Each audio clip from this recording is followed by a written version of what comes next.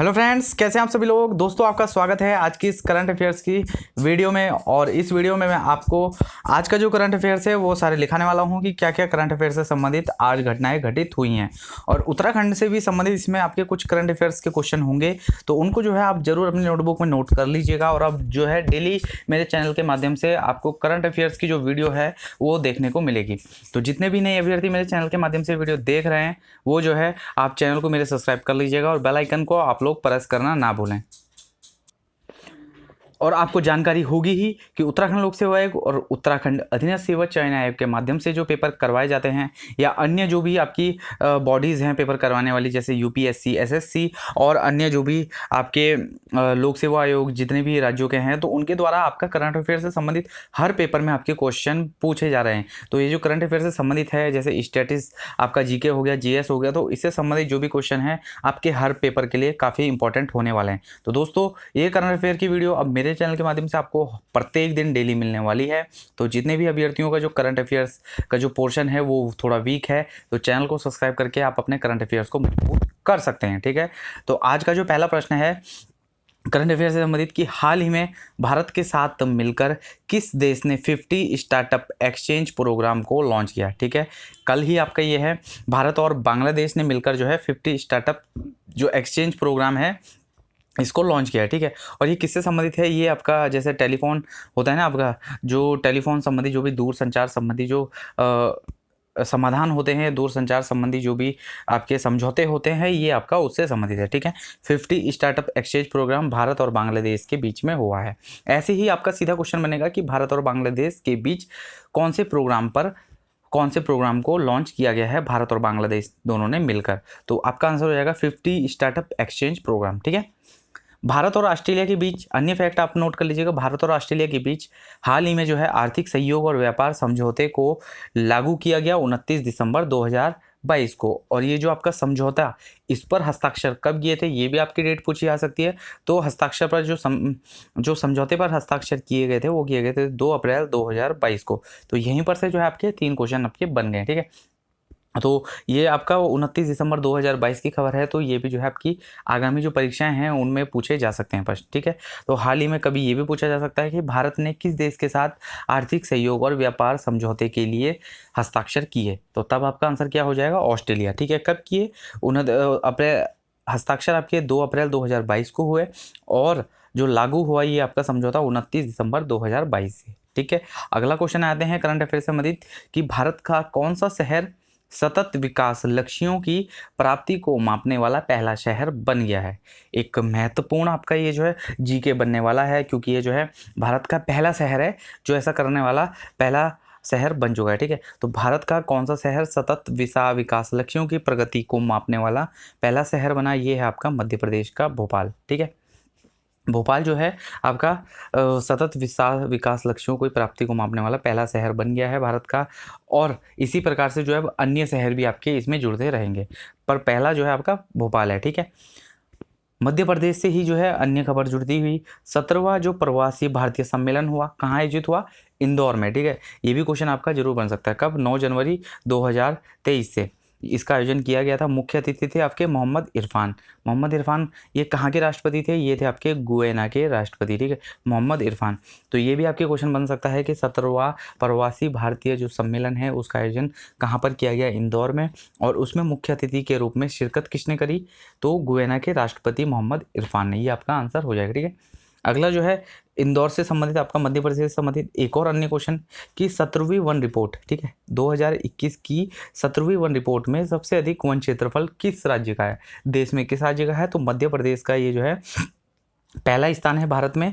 यहाँ पर टोटल कितने वन है, 77,414 वर्ग किलोमीटर क्षेत्र पर यहाँ पर वन है। और सबसे अधिक वन वाला जो राज्य है वो मध्य प्रदेश पूरे भारत में बन चुका है। ठीक है, और अगर बात की जाए सबसे कम पूरे भारत में वन कहाँ पर है, तो तब आपका हो जाएगा हरियाणा। ठीक है, हरियाणा में सबसे कम वन है। आ जाते हैं अगले क्वेश्चन में। तीसरा आपका जो है आज का करंट अफेयर से संबंधित क्वेश्चन है, प्रतिवर्ष अंतर्राष्ट्रीय प्रकाश दिवस किस दिन मनाया जाता है। दोस्तों, अगर आपको वीडियो पसंद आ रही है तो वीडियो को लाइक और आप शेयर भी कर सकते हैं। ठीक है, और जितना आप लाइक और शेयर करेंगे उतना जो है मेरा मनोबल बढ़ेगा और मैं हर दिन प्रत्येक दिन आपके लिए ऐसी वीडियो लाता रहूँगा। ठीक है। प्रतिवर्ष अंतर्राष्ट्रीय प्रकाश दिवस किस दिन मनाया जाता है? तो ये मनाया जाता है हर वर्ष के 16 मई को, ठीक है। और ये क्यों बनाया जाता है इसका भी आप कारण पूरा लिख लीजिएगा नीचे, कि 1960 में थियोडोर मेनन के जो मेनन ने लेज़र के सफल संचालन किया था, तो इसकी याद में जो है हर साल ये आपका अंतर्राष्ट्रीय प्रकाश दिवस मनाया जाता है। किस लिए? क्योंकि 1960 में एक वैज्ञानिक थे थियोडोर मेनन, इन्होंने जो है लेज़र का सफल संचालन किया था। लेज़र आपको पता ही है सबसे ज़्यादा जो तीव्र आपकी स्पीड है किसके? लेज़र की होती है, ठीक है। तो लेज़र के सफल संचालन की याद में ही हर साल 16 मई को अंतर्राष्ट्रीय प्रकाश दिवस मनाया जाता है। इसी प्रकार से अन्य क्वेश्चन, प्रतिवर्ष जल दिवस कब मनाया जाता है? 22 मार्च को, ठीक है। पृथ्वी दिवस आपका 22 अप्रैल को और जैव विविधता दिवस 22 मई को। तो हाल ही में जो है अब कुछ ही दिनों बाद मई माह में कौन सा दिवस आने वाला है? तो वो हो जाएगा आपका जैव विविधता दिवस। तो ये तीनों क्वेश्चन भी आप लिख लीजिएगा, क्योंकि इनसे क्वेश्चन जरूर आता है, ठीक है। ये 3 दिवस आपके इंपॉर्टेंट हैं और इनको जो है आप जरूर नोट कर लीजिएगा। अगले क्वेश्चन में आते हैं, मेरी लाइफ मोबाइल एप्लीकेशन को लॉन्च किसने किया है? ठीक है, तो वो ये ऑप्शन है आपका, मेरी लाइफ मोबाइल एप्लीकेशन को किसने लॉन्च किया? ये किया आपका भूपेंद्र यादव, और ये जो है आपके पर्यावरण मंत्री है भारत सरकार में। और क्यों किया और इसका उद्देश्य क्या है इस एप्लीकेशन का, आगे मैं बता देता हूँ। कि हाल ही में सरकार ने क्लाइमेट चेंज से निपटने के लिए युवाओं को प्रोत्साहित करने के उद्देश्य से इस एप्लीकेशन को लॉन्च किया है, ठीक है। तो ये जो है, ये जो आपकी जो एप्लीकेशन है ये किस मुद्दे पर मेन कार्य करेगी? जो हमारे देश में और पूरे विश्व में क्लाइमेट चेंज जैसी घटनाएं हो रही हैं, तो उसके प्रति जो है जितने भी युवा हैं देश के, उनको जवाबदेह बनाने के उद्देश्य से इस मेरी लाइफ मोबाइल एप्लीकेशन को लॉन्च किया गया, ठीक है। पर्यावरण मंत्रालय के द्वारा इसको लॉन्च किया गया। ये भी पूछा जा सकता है कि मेरी लाइफ जो मोबाइल एप्लीकेशन है किस मंत्रालय के अधीन कार्य करता है, तब आपका आंसर हो जाएगा पर्यावरण मंत्रालय के अंतर्गत, ठीक है। और इसका फोकस किस पर है? मुख्यतः युवाओं को प्रोत्साहित करने के लिए। और इस बार पर्यावरण से संबंधित जो आपका COP 27 हुआ था, कहाँ पर हुआ था? ये हुआ था आपका मिस्र में, ठीक है। मिस्र के कहाँ पर? शर्म अल शेख में आपका COP 27 हुआ था। यदि पूछा जाए कि COP 26 कहाँ पर हुआ था, तो वो हुआ था आपका ग्लासगो स्कॉटलैंड में। तो ये भी आप जो है जरूर नोट कर लीजिएगा, क्योंकि आयोग और मुख्यतः UPSC जो है आपके लगभग 2 या 3 साल पुराने के जो करंट अफेयर्स है वो जरूर पूछता है, ठीक है। और हाल ही में जो है भारत का पहला स्वदेशी ऑपरेटिंग सिस्टम जो है भार OS मोबाइल ऐप को भी लॉन्च किया गया था, ठीक है। किसके द्वारा? द्रौपदी मुर्मू द्वारा। और इस भारत के पहले स्वदेशी जो ऑपरेटिंग सिस्टम है, इसका निर्माण किसने किया? इसका निर्माण किया था IIT मद्रास। और हाल ही में ये जो भार OS का जो आपका पेपर का जो क्वेश्चन है, ये आपका SSC CHSL का जो पेपर हुआ था उसमें जो है ये क्वेश्चन पूछा गया था। तो दोस्तों ये बहुत ही महत्वपूर्ण आपका क्वेश्चन रहने वाला है, क्योंकि ये जो है भारत का पहला स्वदेशी मोबाइल ऑपरेटिंग सिस्टम है, ठीक है। IIT मद्रास के द्वारा डेवलप किया गया है। ये भी क्वेश्चन बन सकता है कि किस IIT के द्वारा इसका निर्माण किया गया था, ठीक है। तो ऑप्शन आएंगे तो कंफ्यूज मत होइएगा, IIT मद्रास ने इसका निर्माण किया है, ठीक है। दोस्तों क्वेश्चनों को जो स्टैंडर्ड है वो भी आप देख सकते हैं कि करंट अफेयर्स के जो डेली संबंधित क्वेश्चन है वही मैं आपके लिए इस वीडियो में लेकर आया हूं, ठीक है। आज का 5वां करंट अफेयर से संबंधित क्वेश्चन है, भारत के 82वें ग्रैंड मास्टर कौन बने? तो दोस्तों ये कल की ही आपकी घटना है कि हाल ही में भारत के नए 82वें ग्रैंड मास्टर बन चुके हैं और वो तेलंगाना के निवासी हैं। उनका नाम है वोपुल्ला परिणीत, ठीक है। वोपुल्ला परिणीत हाल ही में तेलंगाना के निवासी हैं और 82वें ग्रैंड मास्टर भारत के बन चुके हैं, ठीक है। और अगर बात की जाए कि भारत के सबसे पहले ग्रैंड मास्टर कौन थे, तो वो थे आपके विश्वनाथ आनंद जी। कब बने थे? 1988 में बने थे। और अगर बात की जाए कि उनकी पुस्तक कौन है, तो उनकी पुस्तक है आपकी माइंड मास्टर, ठीक है, माइंड मास्टर। और हाल ही में अंतर्राष्ट्रीय जो आपका चेस फेडरेशन होता है उसका उपाध्यक्ष भी आपका विश्वनाथ आनंद जी को ही बनाया गया है। तो ये भी इंपॉर्टेंट बात है, इसको आप पॉइंट को नोट कर लीजिएगा, ठीक है। अगले क्वेश्चन में आते हैं, किस ग्रह के सबसे अधिक उपग्रह हो गए हैं? तो दोस्तों ग्रहों से भी संबंधित जो है आपके क्वेश्चन बनते ही बनते हैं, ठीक है। तो ये जो है उससे ही संबंधित एक महत्वपूर्ण आपका क्वेश्चन रहने वाला है कि हाल ही में जो है किस ग्रह के सबसे अधिक उपग्रह हो गए हैं, क्योंकि अभी इससे पहले एक क्वेश्चन बना था कि किस ग्रह के सबसे अधिक उपग्रह थे, तो उस समय जो आपका बृहस्पति पहले नंबर पर थे, ठीक है। तो अब जो है आपके शनि ग्रह के जो है आपके 145 उपग्रह हो गए हैं। जो आपके खगोलविद होते हैं उन्होंने 62 नए उपग्रह, शनि के नए उपग्रहों की खोज कर दी है। ठीक है, इससे पहले बृहस्पति के पास टोटल कितने थे, 95 थे और वो सबसे अधिक, वो पहले स्थान पर वो काबिज था।